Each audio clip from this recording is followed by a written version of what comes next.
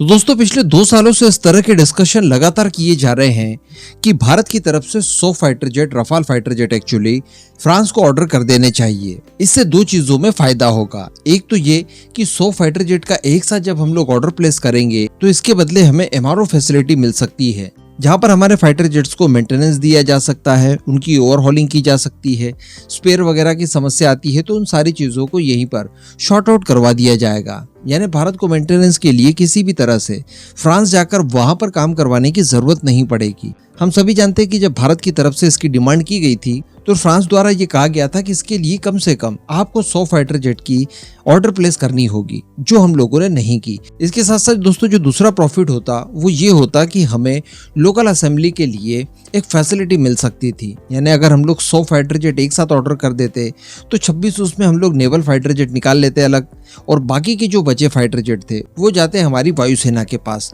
तो अगर हम लोग इमीडिएटली एमआरएफए प्रोग्राम नहीं भी करते जिसमें 114 फाइटर जेट खरीदने हैं, तब भी हमारा काम काफी आसानी से चल सकता था। 36 फाइटर जेट पहले हमारी वायुसेना के पास थे, लगभग 74 नई डील में आ जाते और साथ ही 26 की संख्या में हमारी नौसेना को भी मिल जाते, तो बहुत ही आसान हो जाता। उसके बाद सीधे हमारा लक्ष्य होता कि हम लोग हमारे इंडिजिनस प्लेटफॉर्म्स को तेजी से बनाएं, जिसमें तेजस मार्क 1 है, मार्क 2 और एमका जैसे फाइटर जेट आते हैं। बीच में फिर दोबारा किसी भी विदेशी फाइटर जेट की आवश्यकता हमें नहीं पड़ती। लेकिन चूंकि ऐसा तो देखने के लिए नहीं मिला। इस समय की अगर बात की जाए तो 36 वायुसेना के पास है और 26 की संख्या में हम लोग नौसेना के लिए खरीदने जा रहे हैं। फिलहाल फाइनल डील नहीं की गई है, लेकिन संभवतः चुनावों के बाद इस डील को फाइनलाइज कर लिया जाएगा, हम सभी जानते हैं। लेकिन दोस्तों इसी बीच कुछ और नई खबरें भी निकल कर आती है। पिछली बार जो MMRCA 1 किया गया था और उसमें हमने 36 रफाल खरीदे थे, उस दौरान जो सेकंड कॉम्पिटिटर था वो था यूरोफाइटर टाइफून। यूरोफाइटर टाइफून भी काफी ज्यादा टक्कर देने में सक्षम है रफाल को, लेकिन हमारे द्वारा यूरोफाइटर टाइफून इसीलिए नहीं खरीदे गए थे क्योंकि उसमें किसी एक देश की भूमिका नहीं थी, बल्कि कई सारे देश, यूरोपियन देश मैक्सिमम उसके अंदर पार्टिसिपेट करते हैं और उसके अलग अलग कंपोनेंट्स वगैरह बनाकर तैयार करते हैं। ऐसी परिस्थिति हमारे लिए मुश्किल हो सकती थी फ्यूचर में, हमें स्पेयर पार्ट्स वगैरह के लिए सफर करना पड़ सकता था। क्योंकि रफाल फ्रांस अकेले ही डेवलप करता है तो हमें ये समस्या नहीं आ सकती, इसलिए हम लोगों ने रफाल खरीदे। लेकिन अब इनको लेकर वापस से यूके द्वारा बहुत ज्यादा कोशिशें की जा रही है कि भारत को यूरोफाइटर टाइफून दिया जाए इस बार, क्योंकि एमआरएफए प्रोग्राम काफी ज्यादा बड़ा होगा, 114 विमान खरीदे जाएंगे।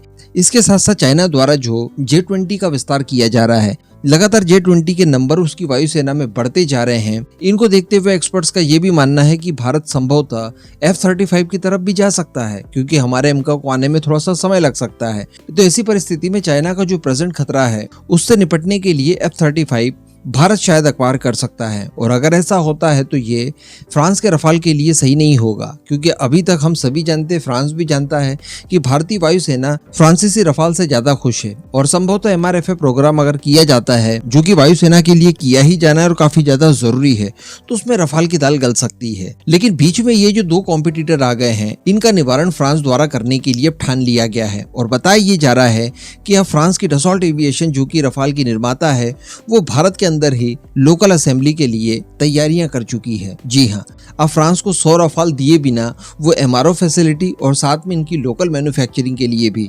तैयारियां शुरू कर चुका है। देखिए, इस समय हैदराबाद के अंदर एक स्टेट ऑफ आर्ट फैसिलिटी मौजूद है डसॉल्ट एविएशन और अनिल अंबानी की रिलायंस कंपनी के द्वारा, जिसे DRAL कहा जाता है, यानी डसॉल्ट रिलायंस एरोस्पेस लिमिटेड। अब मौजूदा समय की अगर बात की जाए तो ये कंपनी भी रफाल के अलग अलग पार्ट्स वगैरह को मैन्युफैक्चर करती है, जिसमें कैनोपी एक बड़ा पार्ट है। इसके साथ साथ जो इसके अंदर इंजन इस्तेमाल किए जाते हैं रफाल को बनाने के लिए, M88, उसके लिए डोर्स वगैरह भी यही कंपनी बनाती है भारत के अंदर, और भी छोटे बड़े कई सारे कंपोनेंट्स वगैरह हैं।